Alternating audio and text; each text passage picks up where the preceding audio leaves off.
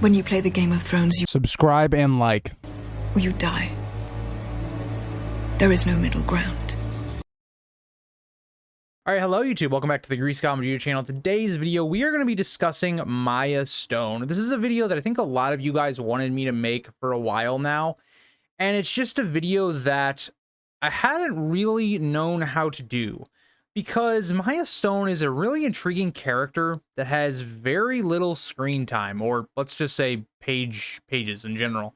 She's a character that, again, she pops up in book one. She has a little bit of a, moment with Catelyn in her longest chapter, which is kind of my inspiration for doing this video because I just got done reading probably her biggest part within the story.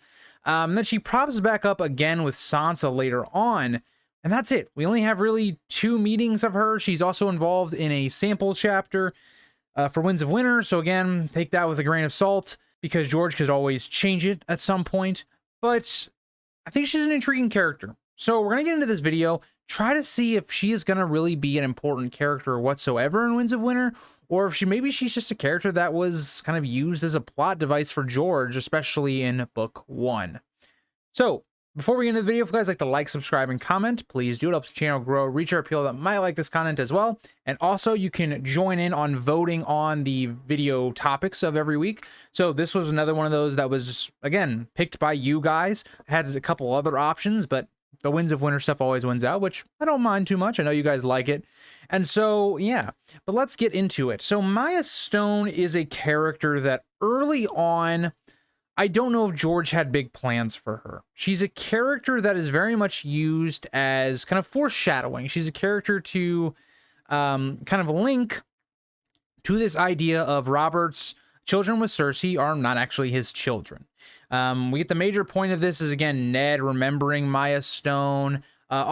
She's also, I just want to point this out there, she's also another character to kind of go to the R+L stuff, which is another topic. But again, Catelyn meets Maya Stone on her way up to the Eyrie.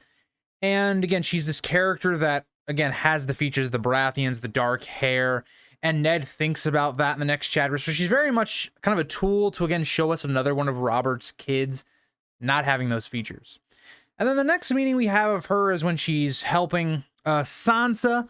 And so, yeah, so where do we go with this character of Maya Stone? She's the oldest bastard of Robert Baratheon, so that's something that's interesting to note, that she is the oldest. And so when I was kind of theory crafting, brainstorming today about what I wanted to kind of go with this character, the thing I kind of noticed the most is that when you really think about Robert Baratheon's bastards at this point, where are they, right? So you have Edric, who, for all Littlefinger or anyone in the Vale knows, is just gone. Like, he's not in Westeros. We know that he's not here. So he's off the market. Gendry is a bastard that Littlefinger would have known about, but he's kind of just incognito right now. He's like in the Riverlands. Like, he's just kind of irrelevant right now to like the politic game. And then after that, it's like, there's not really any relevant bastards to kind of talk about, or that the broad public would know about. And so we get to this character of Maya Stone. And what is her relevance? One of her things that makes her a relevant character is we know that Littlefinger is getting these tapestries for Robert from Cersei. Why is that? And one has to really only look to see, okay, Littlefinger's kind of planning his, these Lannister kids, they are definitely not Robert's type thing. Now, I want to go back to the story, go back in the story. How did Stannis want to prove this? He was going to prove this with Edric. And you have Maya here, who is Robert's first bastard. So there you have proof to, again, one, disprove the Lannisters, get the Vale against the Lannisters fully. 2, what is the second option that we can use here? Well, we know that Varys right now is someone that, again, if you believe the puppet theory, the one that I really subscribe to, it's the idea that Varys is putting a bunch of like puppets that will be under Yungriff's thumb. So, for instance, you have Edric, Tyrick, or Tyreek Lannister, as he's known on this channel.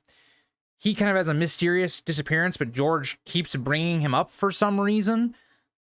quite odd. It's very likely that Varys has him. So again, we see all of these kind of puppet rulers being these puppets that are being kind of kept by Varys. Is Littlefinger doing the same thing?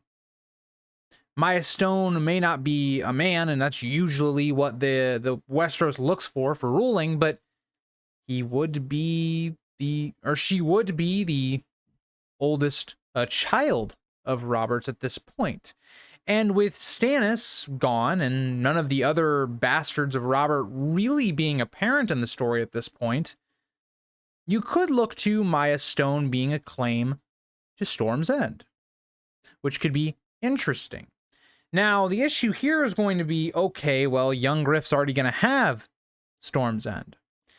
So could this be, again, Littlefinger? I think everything revolves around Littlefinger using her to his gain somehow. Now, I think there's a couple ways you go with it, like I've talked about. Now, another one could be, okay, well, what if Maya Stone is legitimized, right? What if there is some kind of compromise there with Littlefinger and Varys? What if Varys doesn't have Edric? And maybe that's the case. I don't believe so. I think Varys is going to have Edric, but there's a lot of limitless possibilities for what Maya could be involved with. Now, I think these are all going to be Littlefinger's schemes. Do I think they're going to pan out? No. So let's go another route with this Maya Stone character. Something that is a very interesting note that is from the beginning of the books that we know of with Maya Stone is that she wanted to marry this Michael Redfort. They were apparently in love, and it's hinted at that Maya Stone lost her virginity to this Michael Redfort. But then Michael Redfort had to go marry someone else, a Royce, I believe. And so now that's not happening. But there does seem to be another suitor for Maya. Lothar Brune, who is kind of like the captain of the guard for Littlefinger, someone that has been in his service for a while. This is also the same guy that gets Marillion off of Sansa and saves her. He could be a very important character because we see that he has affections for her. This is something that is noted in the Sansa chapter. And so, well, how does this factor in? Why is this relevant to the story? Well, Lothar Brune has already kind of shown that he's a saving the day type of guy for Sansa. He has also shown that he likes this girl, Maya Stone. Now, if Maya Stone starts getting used by Littlefinger and Littlefinger's plans, and she doesn't like that, which, again, Maya Stone, I don't think she would. She doesn't seem like that type of person that kind of cares about being a political person or a pawn. Would Lothar Brune step up for her? And we also could see this other idea where maybe Sansa starts to flip on Littlefinger, and Lothar Brune would be kind of the perfect guy to be like Sansa's protector in this situation. I think all of the groundwork has been laid there. The question really is, though, how important is Maya Stone to the story? And that's something I don't know. I don't know if Maya Stone's going to be just a major part of maybe Sansa's story. I could see that. But outside of that, what is she? Because it seems like we've already got who could take over Storm's End and Edric, or even Gendry. Maya, of the three, has the least amount of time spent with her. So in that way, I don't know what her relevance is. Outside of kind of Sansa's plot and dealing with Littlefinger, maybe Maya could just be a companion of Sansa's. It seems like the two get along pretty well. I don't know. You guys have to let me know what you guys think about Maya in the long run, because I just don't know. She has such a short amount of time within the series that it's hard to make predictions off her. I did the best I could for this, guys. And I think, again, her main focal point, I think, is going to be revolving around the idea of how do we take down Littlefinger. I think she's going to be a vital part in that, in helping Sansa use that lust that Lothar Brune, it seems like he has for Maya, to her advantage. But thank you guys all for watching the video. I hope you guys all enjoyed one. I know it's kind of a little shorter one. But, you know, I didn't have much more to talk about. I didn't want to stretch this one out too long and all that. So thank you guys all for watching, and I'll see you guys all in the next one. Bye, guys.